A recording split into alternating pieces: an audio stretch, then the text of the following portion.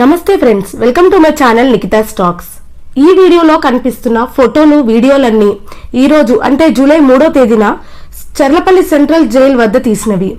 ఇందులో కనిపిస్తున్న వాళ్ళంతా సత్ప్రవర్తన వల్ల జైలు నుంచి విడుదలవుతున్న వాళ్ళు. తెలంగాణ వ్యాప్తంగా ప్రీమెచ్యూర్ రిలీజ్ అవుతున్న ఖైదీలను ముందుగానే అధికారులు చర్లపల్లి జైలుకు తీసుకొచ్చి అక్కడ అందరినీ అంటే దాదాపు మొత్తం 213 మందిని విడుదల చేశారు. ఇందులో మహిళలు, పురుషులు కూడా ఉన్నారు. అందులో దాదాపు చాలా మంది జీవిత ఖైదుతో కొన్నేళ్లుగా జైలులో శిక్ష అనుభవిస్తున్న వాళ్లే.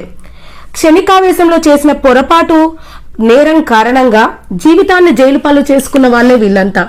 ఇన్నేళ్లుగా వారి కుటుంబం ఎంత వేదనకు గురైందో ఇప్పుడు జైలు వద్ద తమ వారి కోసం వేచి చూస్తున్న వారి కళ్ళల్లో స్పష్టంగా కనిపిస్తోంది.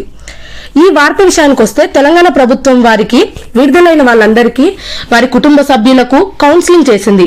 అలాగే జైళ్ల శాఖ నిర్వహించే పెట్రోల్ పంపుల్లో పురుషులకు ఉద్యోగాలు కావాలంటే మహిళలు కూడా అందులో చేయొచ్చు. అలాగే మహిళా ఖైదీలకు అంటే ఇప్పుడు మాజీ ఖైదీలకు మెషిన్లు, కుట్టు మెషిన్లు పంపిణీ చేసిందనమాట. అయితే ఇదంతా ఒక వార్త విషయానికి వచ్చాం.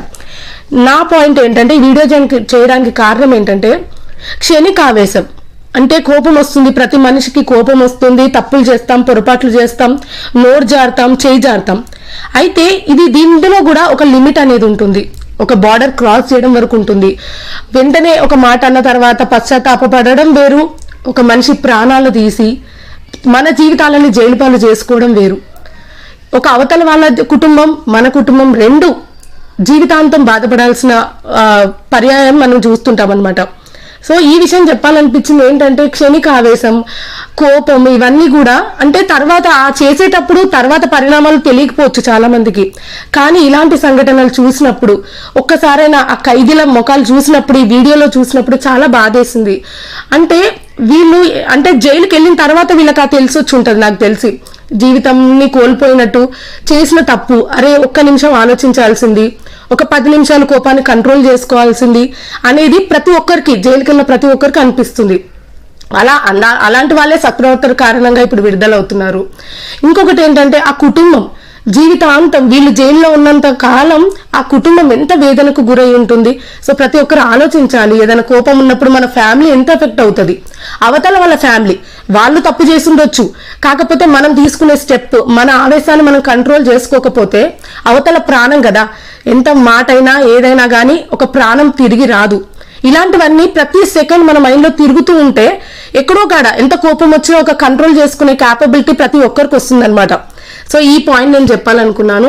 ప్లస్ అక్కడ కౌన్సిలింగ్ తీసుకున్న వాళ్ళు కూడా చాలా మంది తెలుసుకున్న వాళ్ళు, కుటుంబాలు ఇన్ని రోజులు బాధపడ్డాయి, ఇప్పుడు కొంచెం ఒక పాజిటివ్ థాట్తో వాళ్ళందరూ కుటుంబాలు ఇంటికి వెళ్ళాయి. అలాగే ఉపాధి అవకాశాలు కూడా ప్రభుత్వం కల్పిస్తోంది. అలాగే సొసైటీ పరంగా మనం ఎలాంటి వాళ్ళ మీద ఎంపతి చూపించాలి.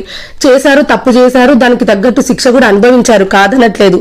సో ఇప్పుడు ఏం చేయాలి, వాళ్ళు చేసుకున్న పనిని వాళ్ళని చేసుకొనిద్దాం. మన వంతు సహాయం కాకపోయినా కానీ ఒక ఎంపతి అనే ఫీలింగ్ అనేది మనం వాళ్ళ పట్ల చూపించాలి. ఇంకా వివక్ష చూపించడము, వాళ్ళ ఫ్యామిలీని అదంతా వదిలేసి అందరినీ మనలో యాక్సెప్ట్ చేసేయడం అనేది చాలా మంచి పద్ధతి అని అనుకుంటున్నాను. ఇది ఈ వీడియో చేయాలనిపించింది ఏంటంటే ఈరోజు వార్త చూసిన దగ్గర నుంచి ఒక వీడియో చేస్తే బాగుండు అనిపించింది. అందుకనే మీ ముందుకి ఈ వీడియో తీసుకొచ్చాను. Thank you.